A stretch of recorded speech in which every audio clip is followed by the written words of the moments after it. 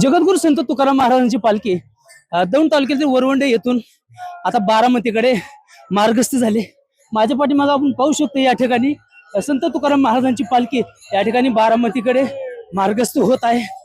तसंच आपण जर पाहिलं या ठिकाणी लाखो वारकरी ह्या दिंडीमध्ये सहभागी झालेत।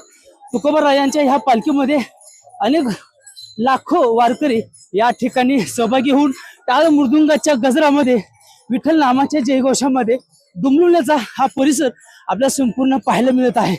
एकंदरीत आपण जर हा जो रोटी घाट जो पाहिला, यापूर्वी हा रोटी घाट अक्षरशः अवघड असणारा हा घाट, परंतु आता संत तुकाराम महाराज पालखी महामार्ग झाल्यानंतर मात्र संपूर्ण हा रोटी घाट या पालखी महामार्गासाठी मात्र सुखकरचा प्रवास या ठिकाणी होत असल्याचा पाहायला मिळत आहे। या रोटी घाटातून पालखी ज्यावेळेस घेऊन जात असताना देखील 12 ते 13 बैल जोड्यांच्या माध्यमातून हे रोटी घाटाचा प्रवास या ठिकाणी करावा लागत होता, परंतु आता पालखी महामार्ग झाल्यापासून साधारणतः 8 बैल जोडींच्या माध्यमातून या ठिकाणी पालखी पुढे मार्गस्थ होत आहे। आता ही पालखी पंढरपूरच्या दिशेने मार्गस्थ होत असताना खरं तर आता ही पालखी बारामतीच्या दिशेने आता मार्गस्थ होत आहे। खरं तर ह्या पालखीचा जो मुक्काम आहे तो बारामती तालुक्यातील गवळ्याची उंडवडी या ठिकाणी आजचा मुक्काम होणार आहे आणि बारामती तिथून पालखी तिथून पुढे तसंच पंढरपूरच्या दिशेने रवाना होणार आहे।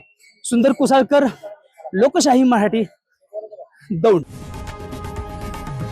लोकशाही मराठी, ऐका, पहा, जागरूक रहा।